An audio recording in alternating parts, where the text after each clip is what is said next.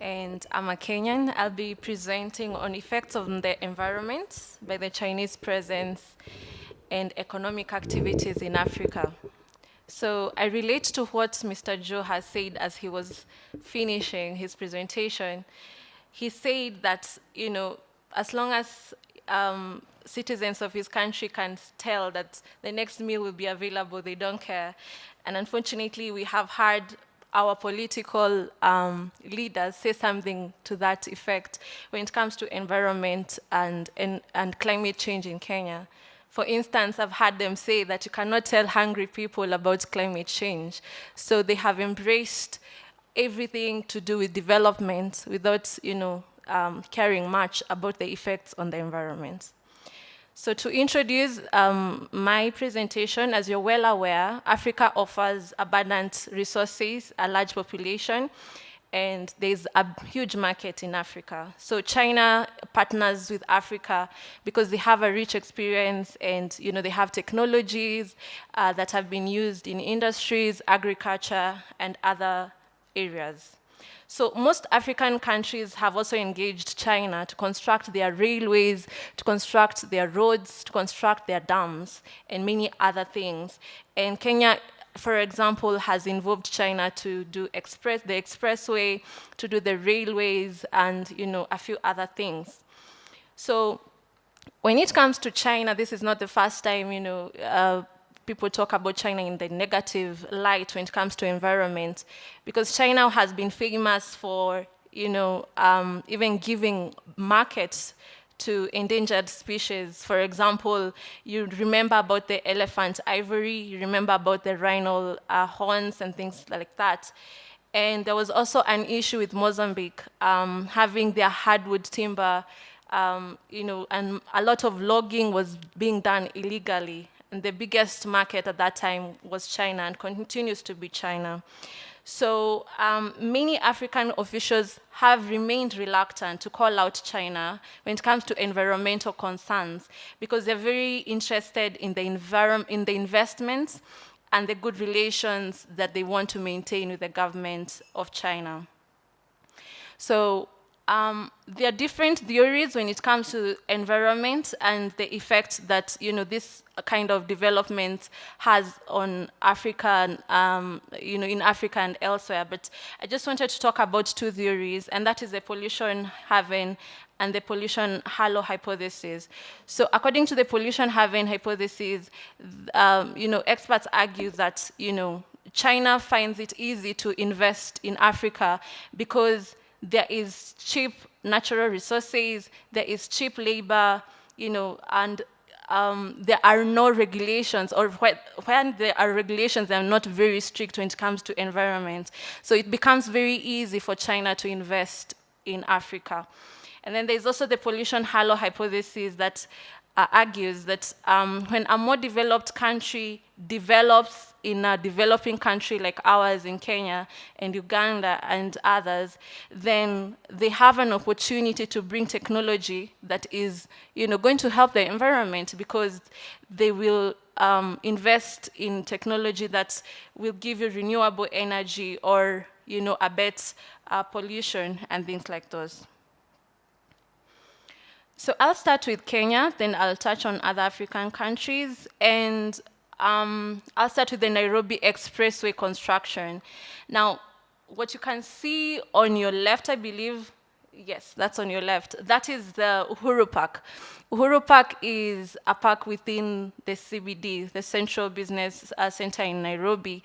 And when we had the expressway being constructed, a lot of vegetation had to go. 2,500 trees were felled and a lot of shrubs. A lot happened as far as environment is concerned. Now, when there was a lot of uproar from, the people, we were promised that China will actually plant 3 trees for every tree that has been felled. But up to today, nothing has been done in relation to that. There is also Boyani, Kenya, and just recently, actually April this year, they went to court. And the problem with this community is that China City Construction Company has been doing a lot of activities, quarries and, extractions, and they were never involved. There was no public participation in the area. So they have gone to court complaining about noise emissions, crashing activities at night. There's dust emission, there's water pollution, there are house cracks all over, there are flying rocks all over. There's disruption of community activities. So this case is still going on, and we are interested to see, what happens at the end of the day. The community also sued the government agency, the National Environment Management Authority, and we are interested to see how that goes. So there have been more controversies as far as China is involved in Kenya. For example, the railway construction actually touched the Nairobi National Park, and there was no sort of compensation way of bringing that back. So we lost a lot of fauna, and that has not, they have not made any efforts to see something being done about that. There's also another issue about carbon credits, and what's the uproar is about right now is that the Chinese are going to the villages and talking to our mamas and, the uneducated persons, and they are buying their carbon credits. I mean, carbon credit is still very foreign to many Kenyan ears. So when they tell you to just sign somewhere and they give you jikos, jikos are, what are jikos? How do I explain jikos? These are stoves, yeah, they are Kenyan stoves or African stoves. So when they give you stoves where they tell you for real they will save you energy and things like those, but in exchange you're given a big document to sign, and by doing so you have sold your carbon credit, and it's very controversial right now. There's also the Merowe Dam in Sudan. And when an assessment was done by UNEP, they noted that the assessment that had been done earlier, the environmental impact assessment that had been done earlier, did not touch on very many things, and it included the riverbank erosion. They had not looked at how the river valley groundwater will be recharged. They had not looked at how fish will be, affected. And that construction is now already complete, but the effects on the ecosystem is still being felt. Other examples on the environmental footprint by Chinese activities in Africa include Sinopec, a Chinese affiliated company that was exploring for oil in Langa National Park. And there's also the China's Congo Dam, a power plant that has been proposed. This has not yet been done, but it has been proposed in Gabon. It is most likely to start next year, and a lot has been said as far as environmental interest is concerned. There's also Zambia, and the Lower Kafue George Dam is an issue of concern because there has been negative effects on the environment as well. Having given those few examples, there are concerns that I have in my research. And the major concern is that even though there are some projects that are fully owned by China, majority of the projects being undertaken, they come in just as contractors. They do not, own the projects. They're not the project owner. They're not, the ones that have initiated the project. Most times it's actually our governments. And so it is indeed the government that takes up the environmental impact assessment, or at least give the agencies that are supposed to do that an opportunity to do the assessment. So we must call out our African governments for approving and launching projects that will clearly have a negative impact on the environment. And as I started, environment concerns when it comes to these kinds of projects are nowhere in the minds of our political leaders. They just want the project done, and when our agencies raise concerns, they are told to make it work, whatever it takes. So my recommendations, you realize that my presentation is quite short. My recommendations are just a few, and one is that China and Africa should coordinate and strategically consider what will be the balance between development and environmental protection, so that as much as the government insists on development, they cannot afford to ignore whatever it takes to protect the environment. We must think sustainably, because tomorrow the same environment will not be so forgiving. African policymakers must be empowered to ensure that they formulate China-Africa environmental policies that are favorable, and they should be strengthened. Our environmental laws and policies should be strengthened. Even when policies are there, and even when laws are there, sorry to say, corruption, as my colleague has already presented, corruption has a way of interfering and coming in the way so that the policies are not put into consideration anyway. So that is all I'll have to present, unless there's any question. It is very concerning that, it's not a priority at all whenever developments are being done by China.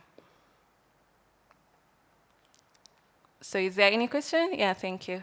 Sure, my name's Eric. Are there cases you can point to? Pretty loud.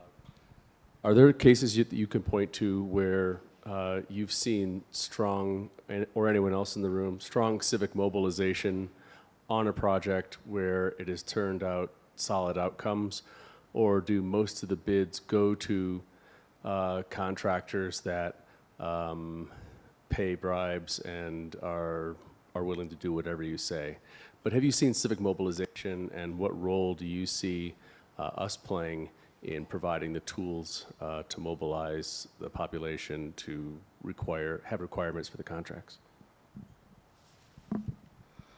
Okay, if I got you right, you are asking about the involvement of the people when it comes to taking up these projects, is that correct?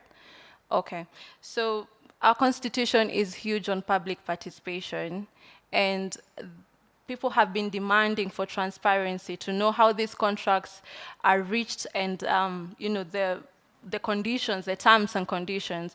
And the best example I could give was with SGR. There was simply no document for us to peruse as to what really the government has committed to, how much has been taken, and things like those. And why is that particular company the one that has been,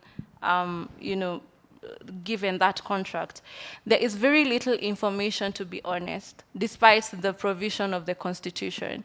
People have raised concerns, but it remains very hidden, really. There's no contract, there's nothing to peruse till date when it comes to these contracts. Just as a follow-up, Yeah. I will say that Kenyan citizens were very effective in the Public Order Management Bill some years back. Yes. In terms of making the connection, for example, when they were going to shut down a lot of the NGOs and international organizations' Yes. funding because they Yes. saw them as a threat. Yes. They pushed back, pointing out the amount in taxes that the international community put into the country Yes. was huge. And they used that data to push back and say, you shouldn't push out the international organizations. Yes. Also recently, in terms of the Gen Z protests that just happened. So I'm just wondering, how do we make that connection? We know that Kenyans can do it. Yes. They've done it again and again. And I think it's just for us in the room to figure out, how do we get that data, as Yokai asked earlier, but where do we get that information? Because if anyone can do it right now, it's going to be Kenyan citizens. And I'll have...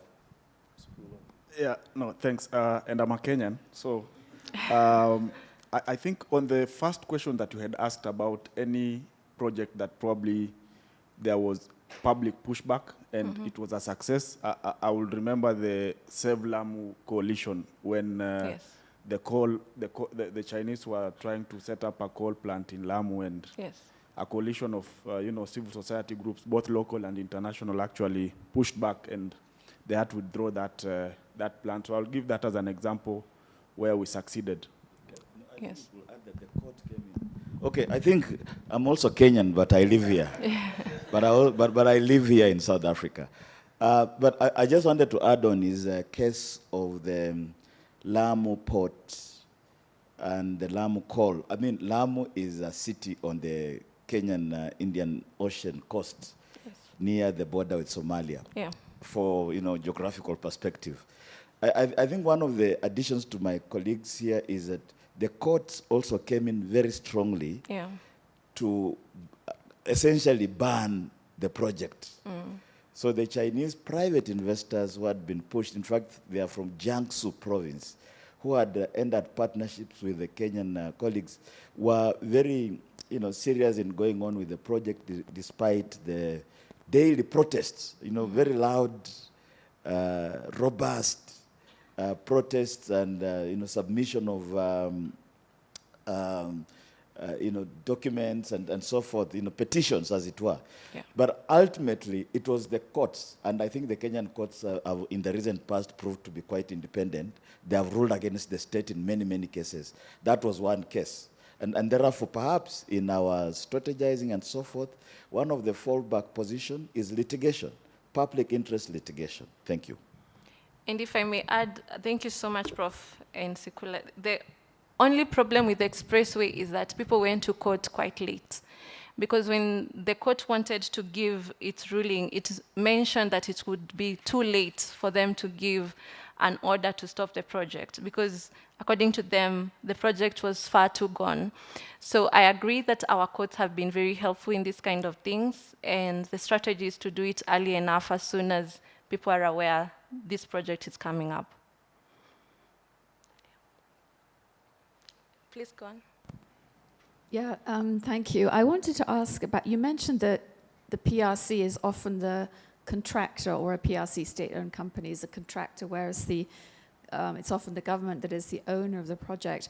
But how much are people, researchers in Kenya or people like yourself, able to get into what happened during the bidding process and corruption issues that ensure that China or a PRC company becomes the contractor? Because there are, that's a responsibility issue then on the side of, on both sides, of course. Okay. As I had mentioned earlier, unfortunately, there's little information really. The bidding process and how they come up with the contracts is really done in-house. There's an organization called Article 19 that has been very vocal on this, and they have been insisting that we must get involved from day one, But the truth is there's still very little information, and government is not very transparent as to the bidding process. Yeah.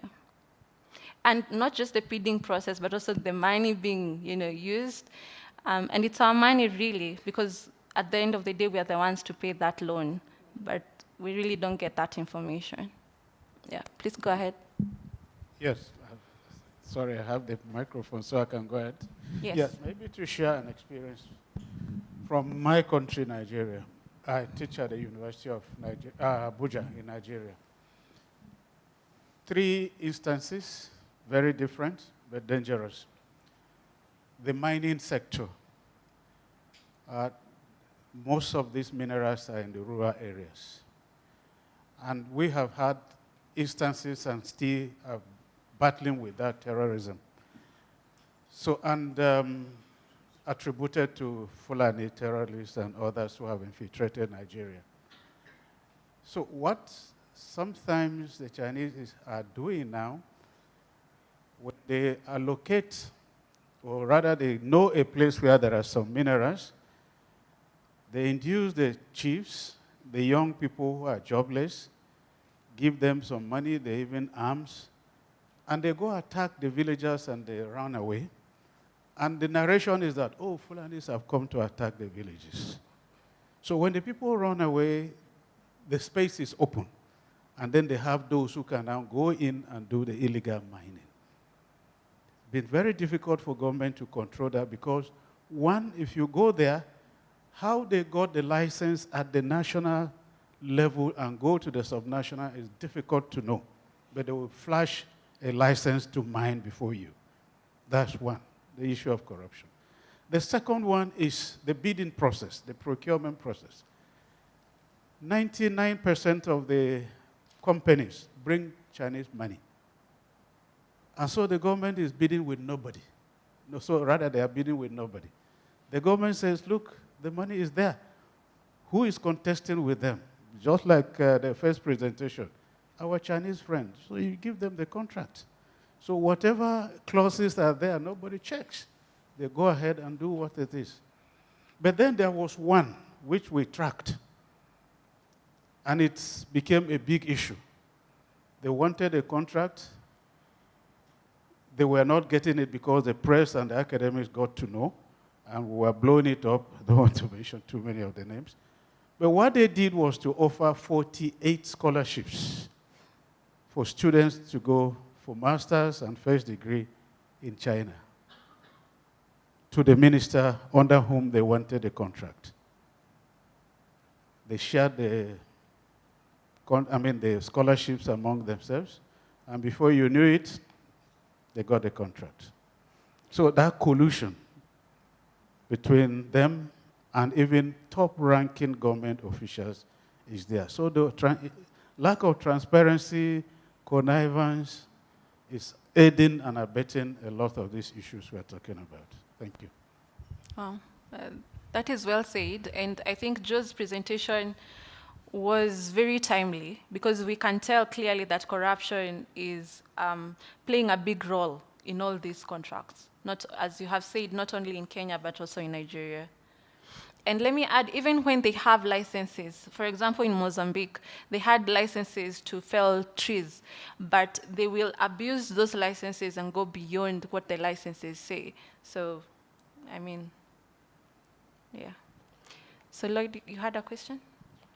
My question is actually a contribution to the first question. Yes. About the role of communities. You know, I think South Africa is also another example that one can look at in terms of the role of communities pushing back. You know, particularly I can mention Tabametsi coal plant, which had to be closed because of the activism from community members, but also with the assistance of public interest litigation organization. I think Prof mentioned it earlier that you know, litigation is one of the things that we can do to push back because that has helped a lot in terms of stopping some of the projects that were affecting the environment in South Africa. And Kenya is also another example where public interest litigation has worked. But I also wanted to add the impact of research as well. So research institutions can carry out that sort of research to look into some of these projects that are actually violating human rights. There's another example of Medupi coal plant, one of the biggest coal plant projects in South Africa, in Limpopo province, where some research was done by a number of organizations, including the Center for Human Rights where I work, exposing the lack of mechanisms for accountability. So I think just to add on to what you were saying, having legislation and also mechanisms to ensure accountability when there are such violations to the environment and human rights is a very good intervention. Thank you very much. Thank you, Lloyd. Maybe the last one? Yeah, I'll just add something from the Ugandan context as well. There's always a lot of interference from top government officials. Like I mentioned in my presentation, a Chinese company that was bidding was disqualified from the process, and there's a letter from the Attorney General that says it was disqualified for ABCD, so the process had to be restarted. But then the president writes a letter that says, give this company instead another project. Like it was just offered automatically. And he set it, he set like a lineup of projects that should be given to which other Chinese companies, like 3 other dam projects. And how Ugandans got to know about this is because in Uganda, at least, even though we have a dictator, the opposition is also playing a really critical role. Like I mentioned, there's a parliamentary commission that investigates all of the government projects, whether they are businesses. They've started to investigate projects from the 90s until now. And they would bring sometimes Chinese companies before camera, and an average Ugandan can actually watch this. I watched all of this from YouTube when I was in China, and you can real follow. So we need not just the civil society and researchers, but I think also the kind of people we send to parliament need to be interested in these sort of things. And for once, I think the general public knows what's going on, then I think people can exert more pressure. Yeah. Okay. Thank you, Joe. Thank you for listening as well. Thank you.